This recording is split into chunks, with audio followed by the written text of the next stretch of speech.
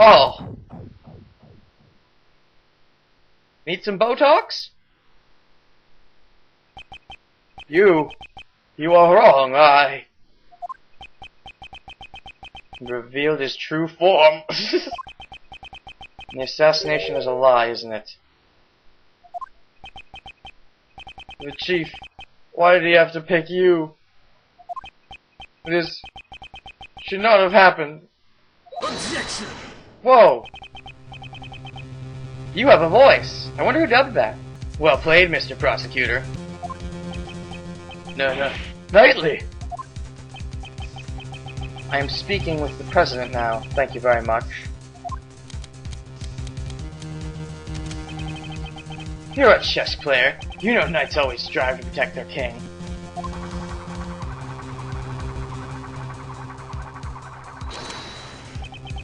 So shut up, now. Are you threatening me, Mr. Knightley?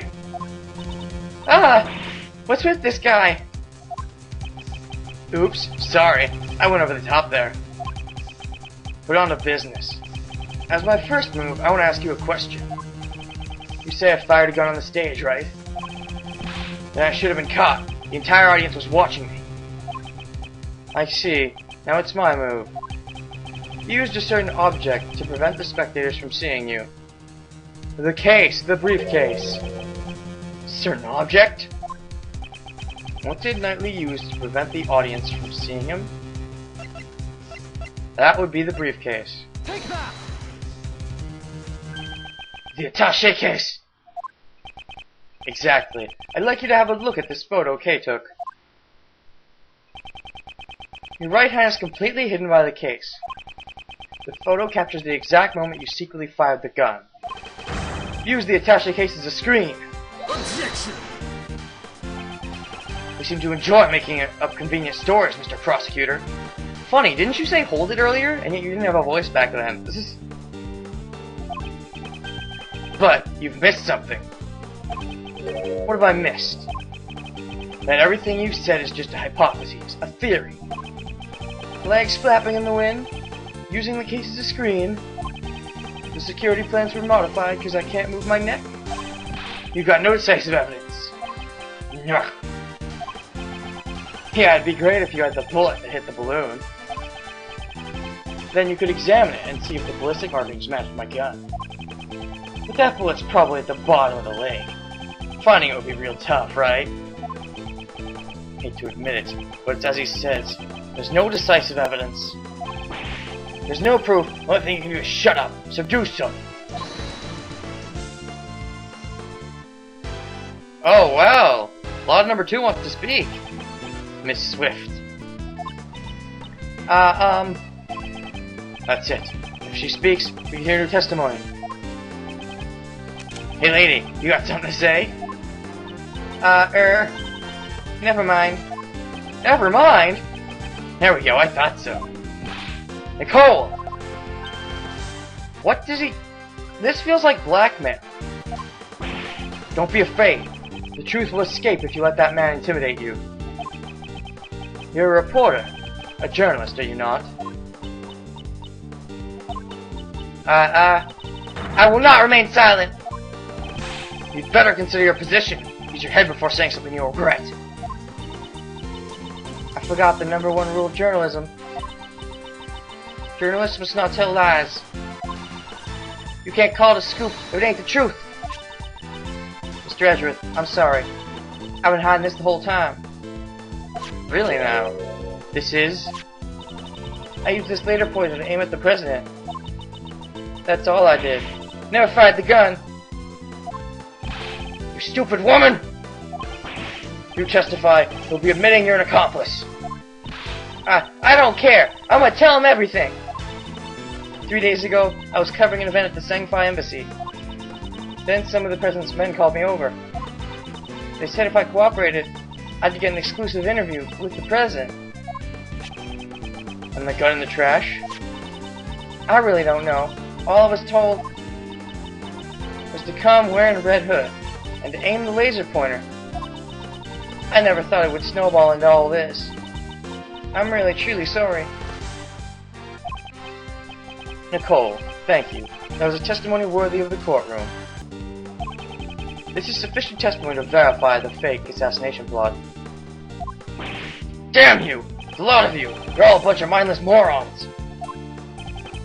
It's a shame. If only you'd been able to usurp the investigation's plan, you would have been able to silence this young lady. Blast! So, tomorrow's headlines now read: Fake assassination plan exposed, becomes a murder. Right? I can't believe that you do something that's horrible, pal! I admit nothing.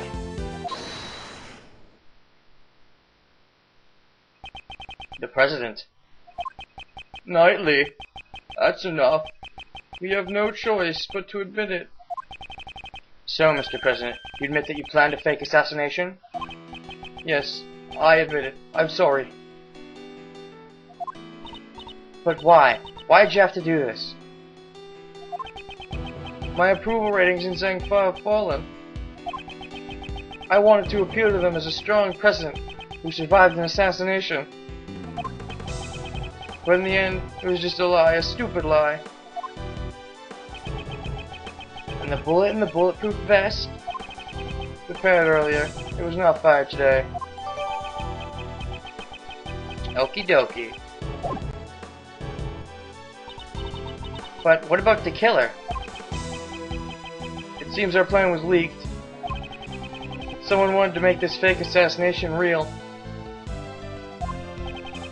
That's why the killer wore the red raincoat. He would impersonate the culprit from the plan in order to approach the president.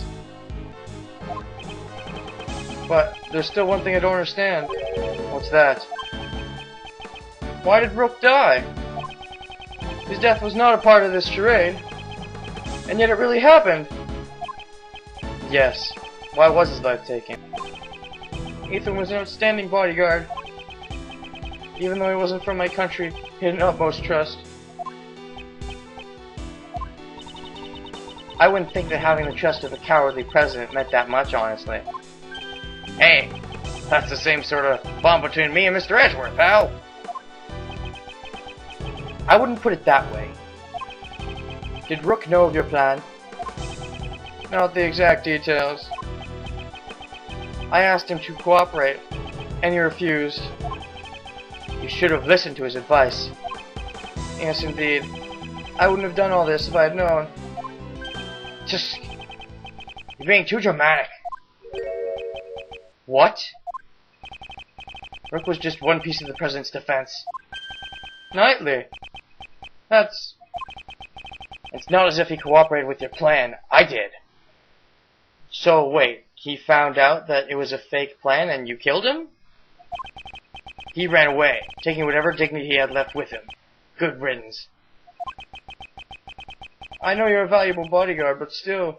I don't have time for this, sir. I'm the team leader now. There's gonna be a lot of changes now that the chicken's gone. After all, adaptation is the most important principle in chess. I knew you always wanted to be the team leader, but isn't this a bit imprudent? I'll orchestrate even more perfect plans, just like this one. You definitely have ambition. But wasn't your perfect plan today a failure? If it weren't for you and that idiot Rooke, it would have been perfect. What did Rooke do? If he hadn't died, the killer wouldn't have threatened me. And you would have never set foot in this plane. Knightley, how can you say such a thing? Yeah, he died trying to save you, Mr. President. Maybe you fulfilled his lifelong ambition. He died protecting the President? Huh? But the assassination was fake, right? Of course it was! You need to listen closer, little girl.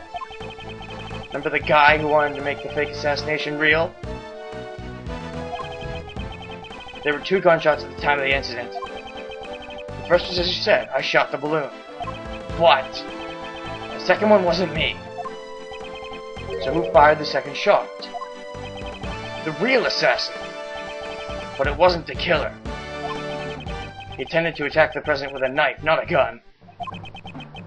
The lucky winner was the hidden queen? Or should I say the lady in the coat over there? What? You're using the coal, pal! Back on this again, huh?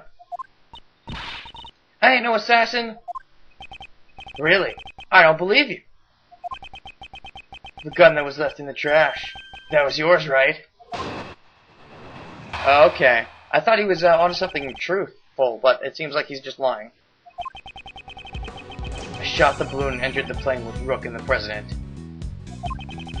Rooke waited in the cabin while I led the president into the security room. When I came out, Rooke was already on the ground.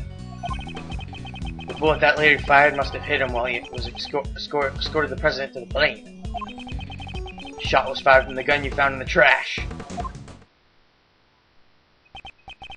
So, you're saying you don't know exactly when the victim was shot? A knight's job isn't to protect the Rooke.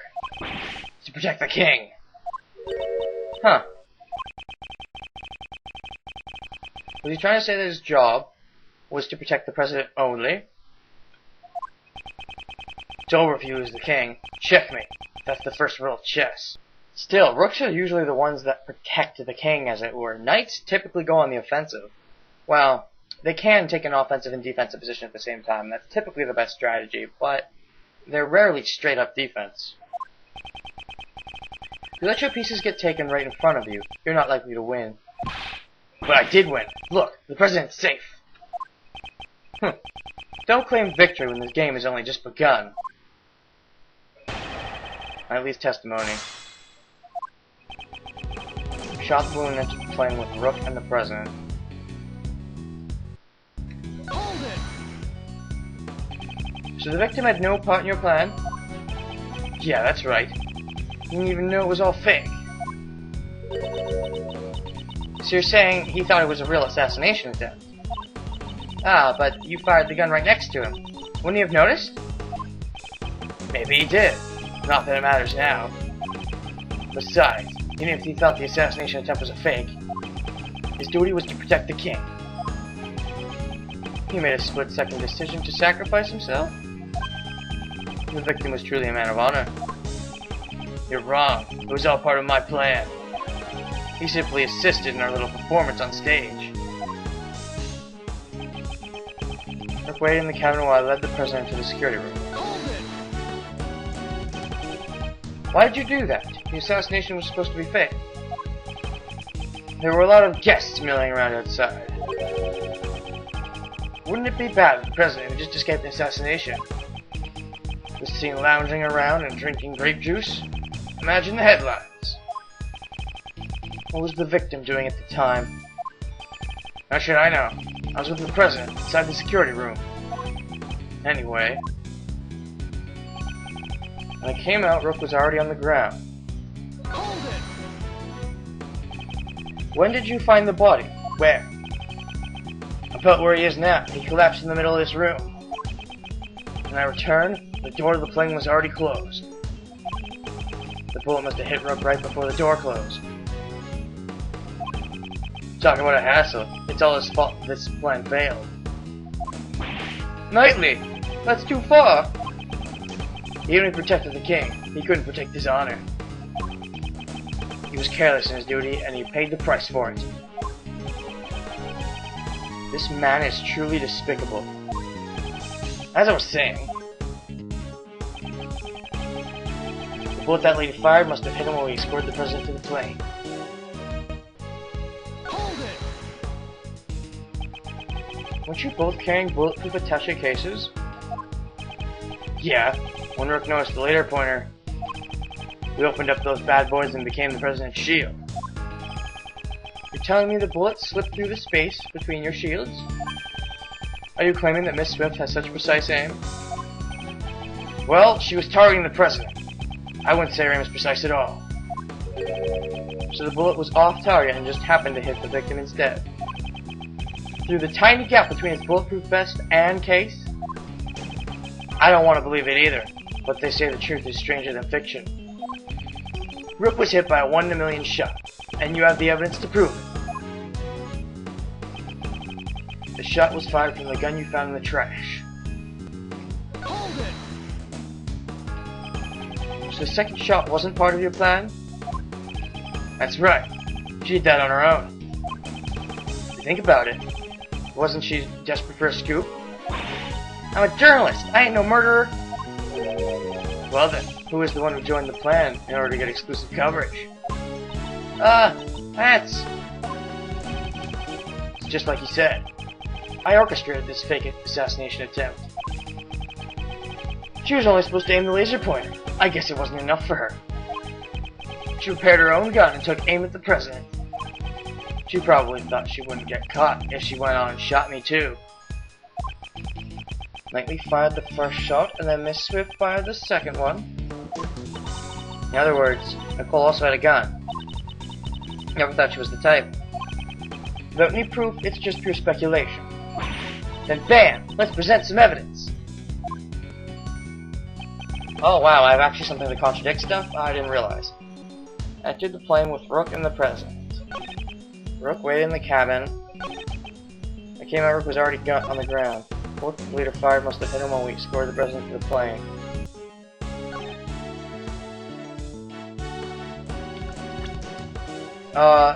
If by the gun you mean this gun, the one that was fired twice, I disagree.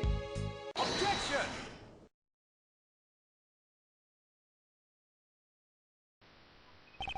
So you shot the balloon and Miss Swift shot a Rooke. Is that really true?